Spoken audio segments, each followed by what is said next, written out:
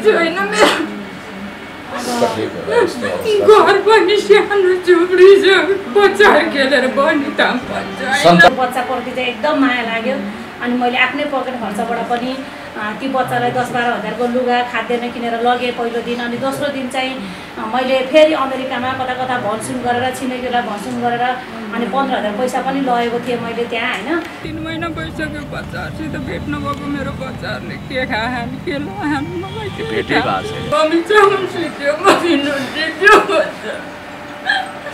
अनि बच्चाहरु सानसानै छन् बच्चाहरुको चिलबिल बच्चाहरु एकातिर गाउँमा छोडेर आछु 3 महिना भइसक्यो बच्चाहरुसित भेट्न भएको नआत्तिनुस् नरुनुस् पुण्य गौतम लगायत रेविकाजी लगायत हामी तमाम तपाईसँग छौं हामी जे जति सकेको मद्दत गर्छौं यो अवस्था कसरी भयो कसरी सृजना भयो अलिकति छोटकरी भए के बताइदिनुहुन्छ कि सानो बच्चाको लागि दिएको थिए अनि त्यो चाहिँ एकदम भरम भयो अनि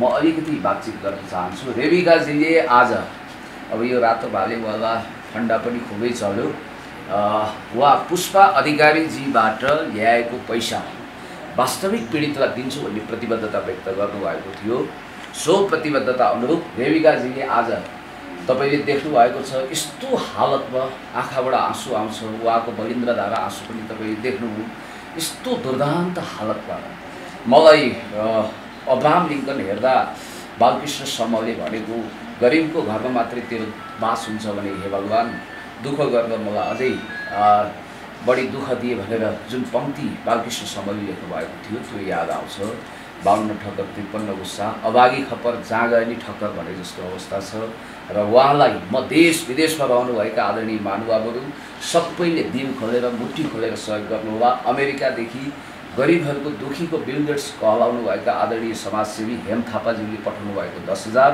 र रेविकाजीको सहयोग हामी गर्नेछौँ र पहिला सहयोग गरेपछि संक्षिप्त हामी कुराकानी गर्नेछौँ र यो दुःख यो पीडामा केवल केही उपचारको लागि यसो अड्को पड्को तेलको रूप भने जस्तो हामी केही मद्दत गर्नेछौँ पहिला हामी पैसा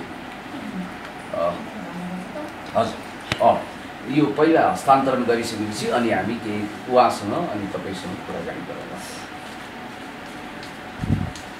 यसो गरेर बन्दिउँ औपचारिक रूपमा मै गनेर दिन्छु हजुर 1 2 3 4 5 पैसा हो जुन हाम्रो अमेरिकामा हुने मिना साहानीको तर्फबाट र मेरो छर छिमेकीको तर्फबाट अनि यो पैसा जुटेको थियो अनि मैले चाहिँ त्यो सानो बच्चाको लागि दिएको थिएँ अनि त्यो चाहिँ एकदम भरम भयो अनि त्यो पैसा बरु म अर्को पीडितलाई दिन्छु भनेर फिर्ता ल्याएको थिएँ हैन यो पैसा चाहिँ म आज उहाँलाई दिन चाहन्छु त्यसपछि हामी अरु कुरा गर्छौं यो एकैछिन अर्को पैसा या अत्यन्तै दयालु हृदयका हेम थापाज्यूले अब हेम माया फाउन्डेसनको तर्फबाट अमेरिकादेखि पठाउनु भएको 1 2 3 4 5 6 7 8 9 10 खासमा सामाजिक अभियन्ता मुकुन्द घिमिरेजी नरनाथ गौतमजी मनकुमारजी बाबुरामजी हाम्रो सारा टोली तल छ त्यहाँ गइसकेपछि औपचारिक कार्यक्रम गर्छौं मैले पनि यो हामीले संयुक्त रूपमा 10 प्लस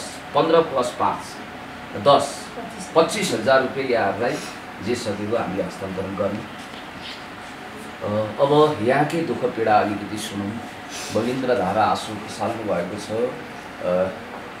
नआत्तिनुस् नरुनुस् पुण्य गौतम लगायत रेविकाजी लगायत हामी तमाम तपाईसँग छौं हामी जे जति सकेको मद्दत गर्छौं यो अवस्था कसरी भयो कसरी सृजना भयो अलिकति छोटकरी भए के बताइदिनुहुन्छ कि वा बोल्न सकिरहनु भएको छैन तपाईले अलिकति बताइदिनुहोस् तपाईको शुभ नाम सहित बताइदिनु होला घर मेरो त सुनल नगरपालिका हजुर अलिकति मार्क्स खोल्दिदा पनि शुभ नाम के हो कृष्णबहादुर अनि यो कस्तो खालको रोग हो तपाईलाई कसरी यस्तो रोग लाग्यो मलाई त अब कसरी लाग्यो भने तपाईको फोन चाहिँ नहुने शरीरले फोन नगर्दा बन मेरो हजुर यो शरीरले हिँड्न नसक्ने काम गर्न नसक्ने आत्ता थप्पको कामले हजुर बोन मेरो क्यान्सर कति वर्ष भयो यस्तो अनि अहिले उपचार गर्दा खर्च के कस्तो व्यवस्थापन छ कसरी गर्नु भएको छ थोरै 10 जति जग्गा थियो त्यही बेचेर उपचार गरेर यसरी सम्पत्ति भाडो सबै बेच्नु उहाँ चाहिँ तपाईको श्रीमती शुभ नाम तपाईको पार्वती विक तपाईँले के भन्नुभयो आफ्नो नाम विश्वकर्मा कृष्णबहादुर विश्वकर्मा पार्वती विकज्यू यो दर्दनाक हृदय फुटेर आउने कथा व्यथा यो सत्य कथा अलिकति तपाईँले केही संक्षिप्त कुरा भनिदिनुहोस् र देश विदेशमा रहेका सबैलाई सहयोगको निम्ति आह्वान गरिदिनुहोस्। त्यही हो मैले भन्ने त मेरो बुढोलाई बचाइदिनु जसरी भए नि बच्चाहरू सानसानै छन् बच्चाहरूको चिलबिल भयो बच्चाहरू एकातिर गाउँमा छोडेर आएको छु 3 महिना भइसक्यो बच्चाहरूसित भेट नभएको अहिले त्यो बच्चाहरूले के खायो के पायो मलाई त केही त छैन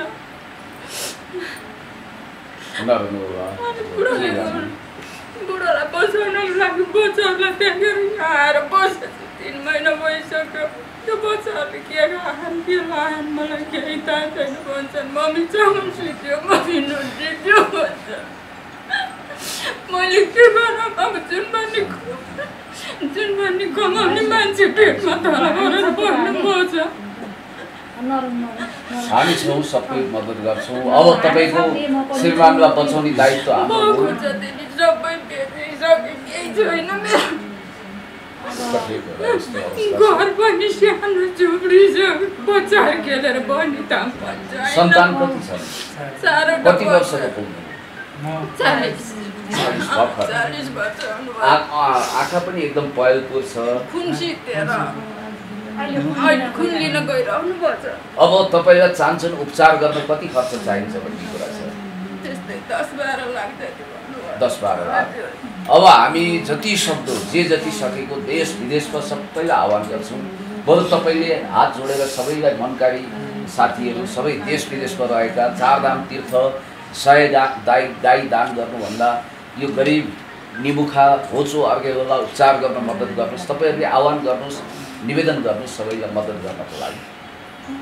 जति पनि देश विदेशमा रहनुभएको दाजुभाइ नेपाली दाजुभाइ दिदीबहिनी सबैले म गरिबलाई बचाउने बच्चाको मुख हेरेर मलाई बचाउने आह्वान गर्छु। लामो समयसम्म बस्नुपर्ने भयो हस्पिटल अझै 3 महिना बस्न भन्नुभयो डाक्टरले 3 महिना भइसक्यो यहाँ बसेको कसरी बस्ने कहाँ बस्ने त केही थाहा छैन धन्य यति एउटा दिदीलाई चिनेको र आजसम्म उहाँले गरिदिनु भयो सबै त अहिलेसम्म तपाईँहरूलाई सहयोग आएको कि छैन?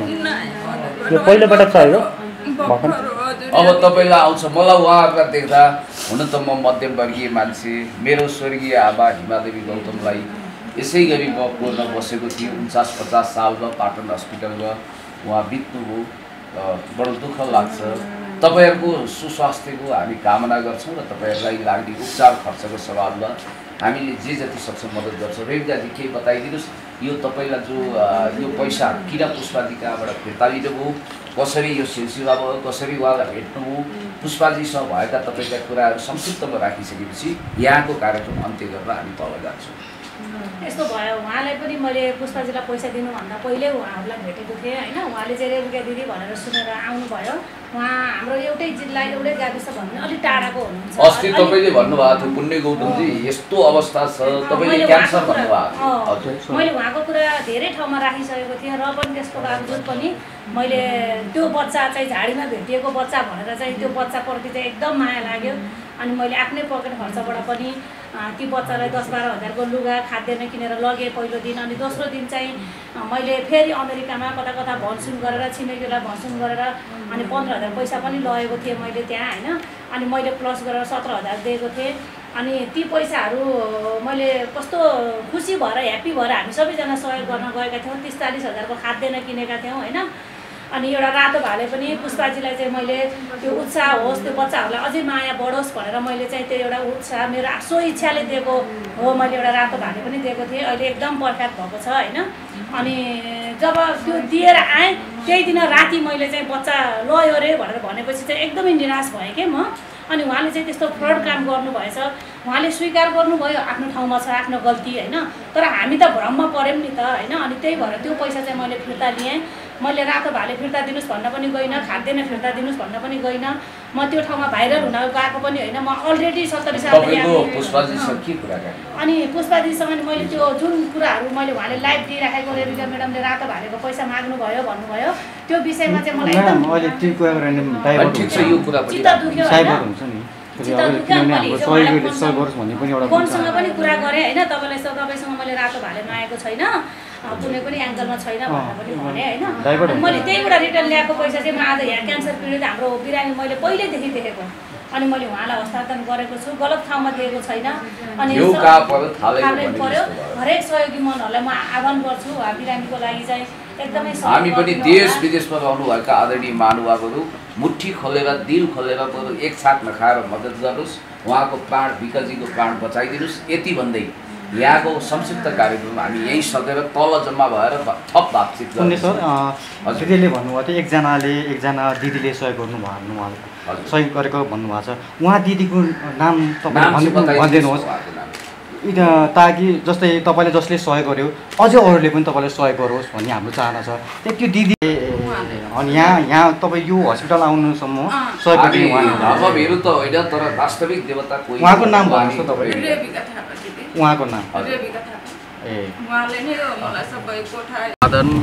यतिखेर म पुण्य गौतम यहाँ सामाजिक अभियन्ता मानव सेवी रेबिका थापाजी हुनुहुन्छ, अनि नरनाथ गौतमजी हुनुहुन्छ आन्दोलनको घाइते, हाम्रो समाजसेवी मानवसेवी अभियन्ता बाबुराम तामाङजी, मनकुमार तामाङजी लगायत हामी सबै छौँ।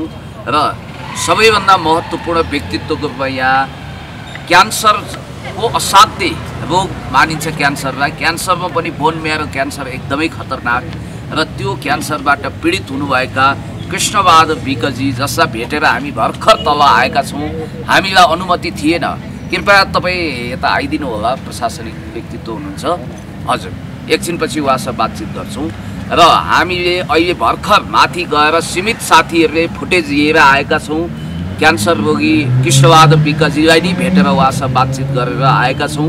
र उहाँकी धर्मपत्नी यहाँ हुनुहुन्छ हाम्रो सामु, हामीले गरेको सहयोगको पैसा पनि उहाँको हातमा छ, एकछिनपछि बताउनु होला।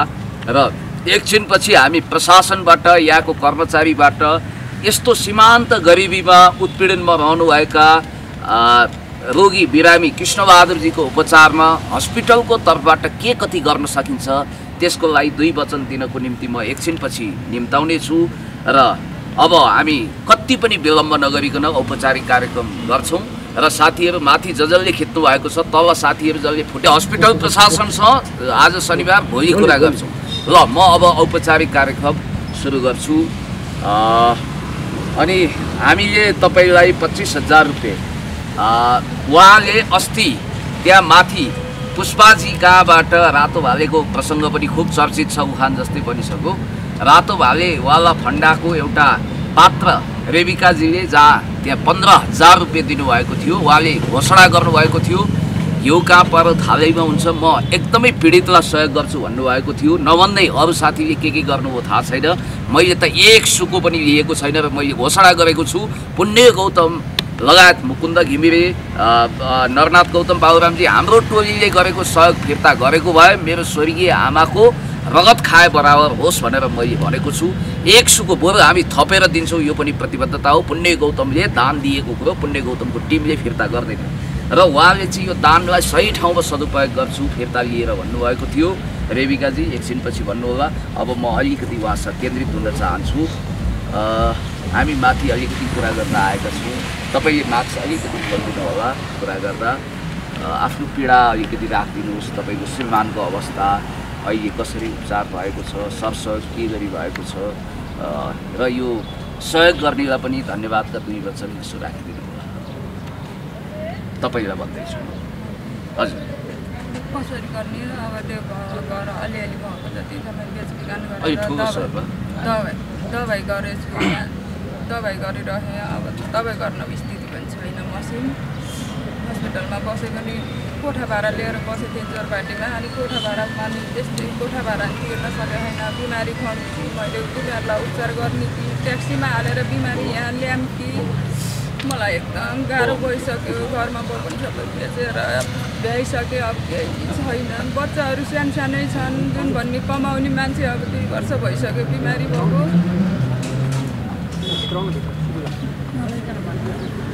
होइन, तपाईँलाई असह्य वेदना छ, पीडा छ। अनि तपाईँको बुढा हाम्रो रोगी बिरामी कृष्णबहादुरजीको उमेर अहिले कति भयो? 40 वर्ष। अनि अहिले उपचार गर्दा उहाँलाई स्वास्थ्य लाभ भइरहेको छ कि रोग अझै जटिल हुँदै गएको छ? कस्तो अवस्था छ? कति जति खर्च लाग्छ भनिएको छ अस्पतालबाट? 10-12 लाख। 3 महिना बस्नु भन्नुभयो। कहीँबाट सहयोग आउने यताउता मिल्नु केही छ कि यो पहिलो सहयोग हो?